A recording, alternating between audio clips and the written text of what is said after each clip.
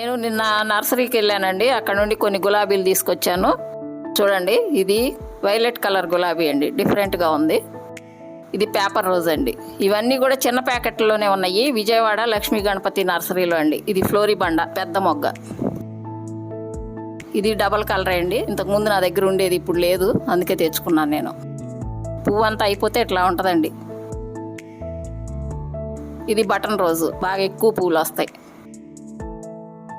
ఇది gold spot yellow mix అండి. ఇది కూడా పెద్ద పువ్వే. ఇవన్నీ కూడా చిన్న ప్యాకెట్లోనే ఉన్నాయండి. నేను 11 మొక్కలు తెచ్చుకున్న గులాబీలు.